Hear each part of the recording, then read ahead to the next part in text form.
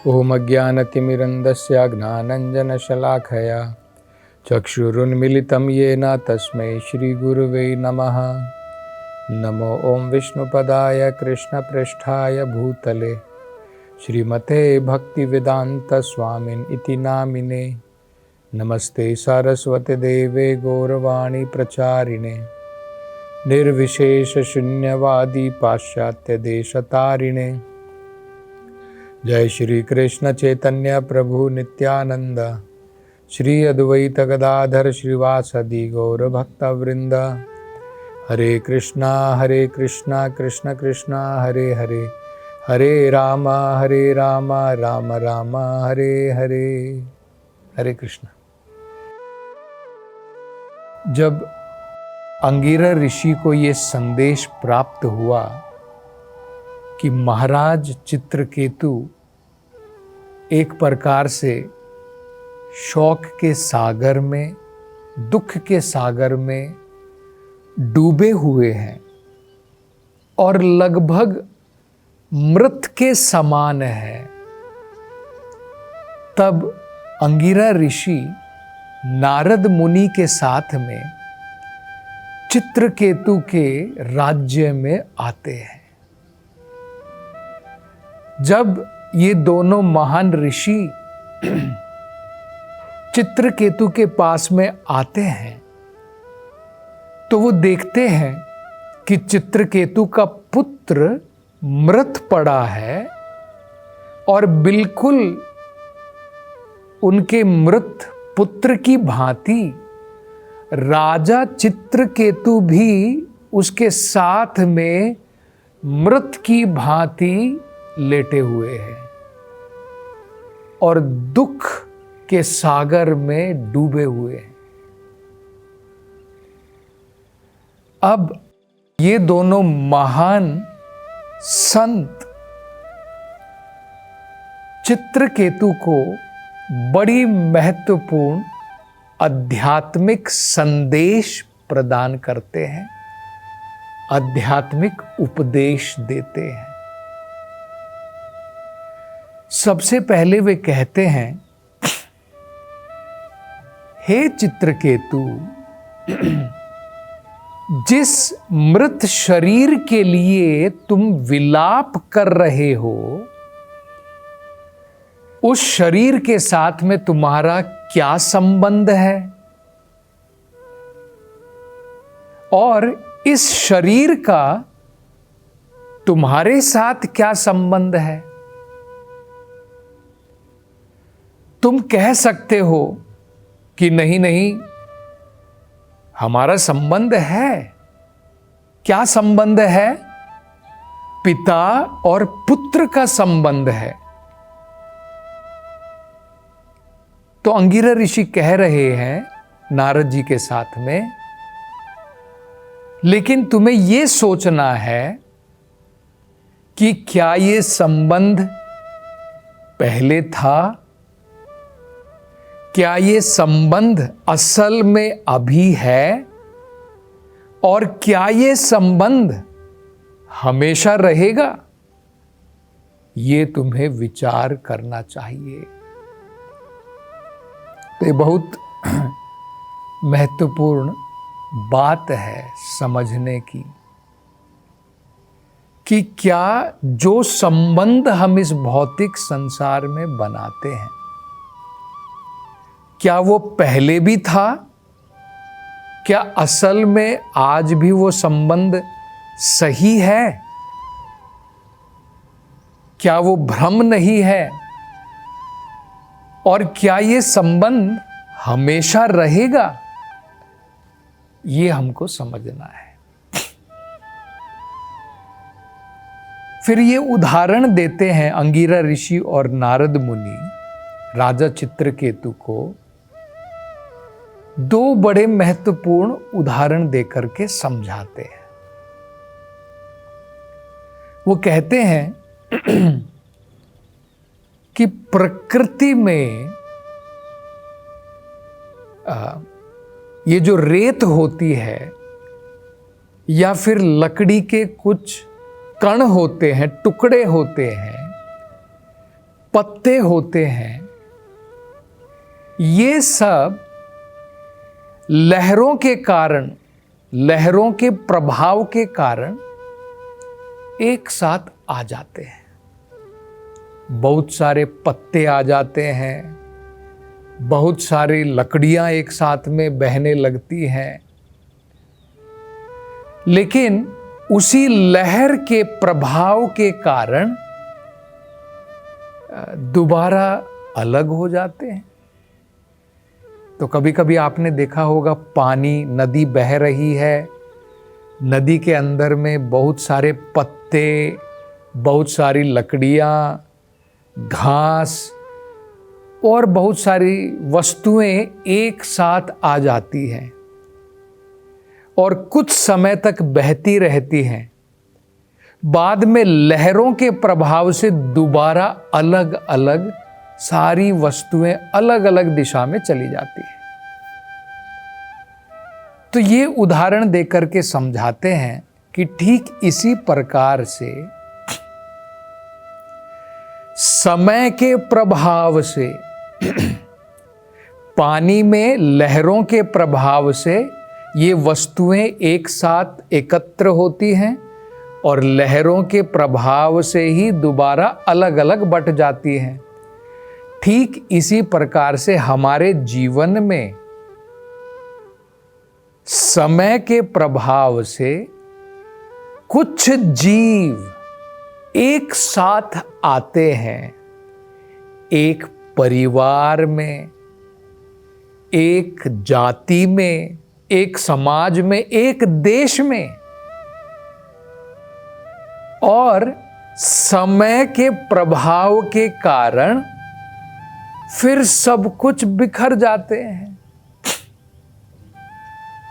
जैसे मान लीजिए मैं, आप सब लोग हैं, मेरे कुछ सगे संबंधी हैं, हम सब लोग समय के प्रभाव से भारतवर्ष में एक साथ एकत्र हुए हैं।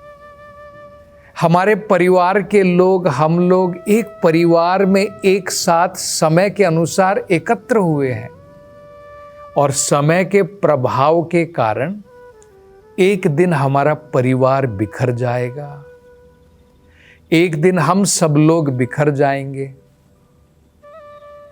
तो ये जब तक हम ये नहीं समझेंगे कि ये शरीर का जन्म और शरीर के अंदर में आत्मा दोनों अलग अलग है, जब तक हम शरीर को आत्मा समझते रहेंगे कि मैं ये शरीर हूं और मेरे शरीर से ये व्यक्ति संबंधित है, ये मेरे परिवार का व्यक्ति है, ये मेरा पुत्र है, ये मेरी माँ है, ये शरीर का संबंध है, जब तक हम शरीर के संबंध के ऊपर अपना जीवन चलाएंगे तब तक सुख दुख भोगते रहेंगे।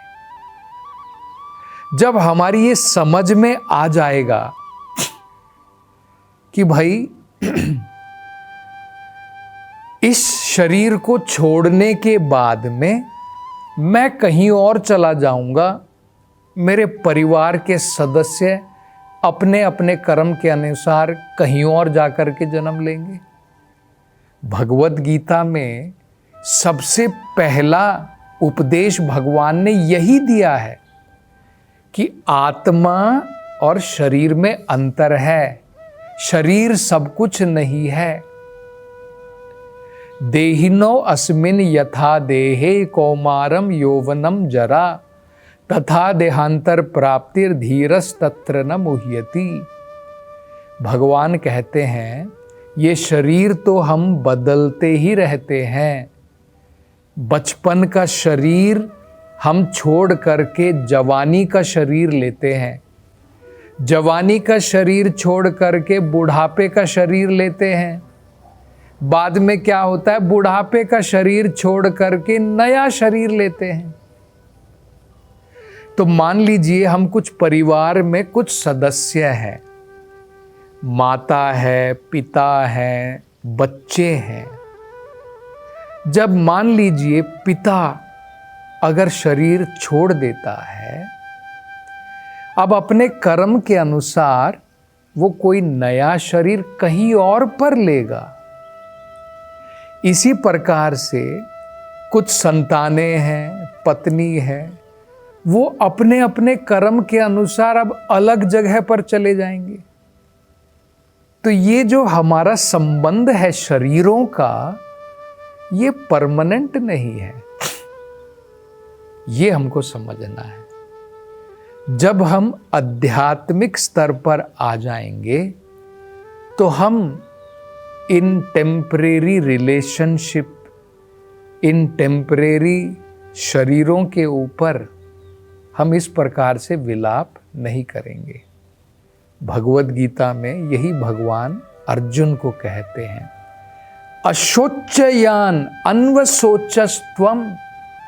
तुम ऐसे चीजों के ऊपर विलाप कर रहे हो जिसके ऊपर ज्ञानी व्यक्ति विलाप नहीं करता है। तो ये उन्होंने जो है पहला उदाहरण दिया। दूसरा उदाहरण वो देते हैं, वो कहते हैं कि कई बार हम देखते हैं कि हम जमीन के अंदर में कुछ बीज बो देते हैं, बीज लगाते हैं, सीड। आप बाद में उसमें पानी डालते हैं, आप उसमें फर्टिलाइजर डालते हैं, खाद डालते हैं, गोबर डालते हैं, लेकिन हमें पता है कुछ बीज उगते हैं और बड़े पौधे बन जाते हैं, और कुछ बीज नहीं उग पाते हैं। अगर जमीन फर्टाइल नहीं है, उपजाऊ नहीं है, तो बीज आपने डाले हैं, लेकिन वो बीज पौधे नहीं बनेंगे, पेड़ नहीं बनेंगे। तो ये उदाहरण देकर के बताते हैं कि ठीक इसी प्रकार से कई बार पिता जो है अपनी पत्नी के साथ में, हो सकता है भगवान की योजना के अनुसार उनको संतान की प्राप्ति होती है, और कई बार संतान की प्राप्ति नहीं होती है। जैसे आप बीज जब जमीन में लगाते हैं हमेशा पेड़ लगेगा, ये तो नहीं है। ठीक इसी प्रकार वो कहते हैं कि कई बार संतान की प्राप्ति होती है, कई बार संतान की प्राप्ति नहीं होती है। तो ये जो टेम्परेरी रिलेशनशिप है, जो संबंध हम बनाते हैं, उसके ऊपर आसक्त होने की जगह अगर हम ये समझें कि ये भगवान की योजना के अनुसार है, उनकी अगर योजना है, भगवान की इच्छा है, तो कई बार परिवार में पति पत्नी दोनों में हो सकता है कि कोई प्रॉब्लम ना हो, लेकिन फिर भी उनको संतान की प्राप्ति नहीं होती है। कई बार हम ऐसा भी देखते हैं कि कहते हैं कि वो स्त्री गर्भवती नहीं हो सकती है, लेकिन फिर भी वो गर्भवती हो जाती है। कई बार हम लोग सोचते हैं कि पिता जो है इसके अंदर में पोटेंसी नहीं है, इसके अंदर में कुछ प्रॉब्लम है, ये बच्चा पैदा नहीं कर सकता है, लेकिन फिर भी हम लोग देखते हैं कि कई बार संतान फिर भी पैदा हो जाती है। कई बार हम लोग अनेकों प्रकार के कृत्रिम आर्टिफिशियल तरीके अपनाते हैं, कॉन्ट्रासेप्टिव का प्रयोग करते हैं, कुछ दवाई खा लेते हैं, लेकिन फिर भी हम देखते हैं कि संतान, पत्नी जो है गर्भवती हो जाती है। फिर हम लोग डॉक्टर के पास में जाकर के अबॉर्शन करवा लेते हैं, पाप कर्म करते हैं। मतलब क्या ये हमारे हाथ में नहीं है। कई बार संतान होती है, कई बार संतान पैदा नहीं होती है। यहां पर असल में देखें तो चित्रकेतु के जीवन में उसके कर्म के अनुसार कोई संतान नहीं थी, इसलिए उसकी इतनी सारी रानी थी। पहली रानी से विवाह किया, दूसरी रानी से विवाह किया, बाद में तीसरी से किया, ऐसे बहुत सारी स्त्रियों के साथ में उसने विवाह किया। लेकिन क्योंकि उसकी डेस्टिनी में, उसके जीवन में पुत्र नहीं था, संतान नहीं थी, तो उसको प्राप्त नहीं हुई। लेकिन जब उसने अंगिरा ऋषि से प्रार्थना की तो अंगिरा ऋषि ने अपनी शक्ति के द्वारा माया के प्रभाव से उन्हें पुत्र की प्राप्ति जरूर कराई, लेकिन उनको ये भी कहा कि ये पुत्र जो है तुम्हारे दुख का और सुख का कारण बनेगा। तो जब बच्चे का जन्म हुआ तो सब बड़े खुश हो गए, और जब कुछ समय के बाद में वो मर गया तो सारे बड़े दुखी हो गए।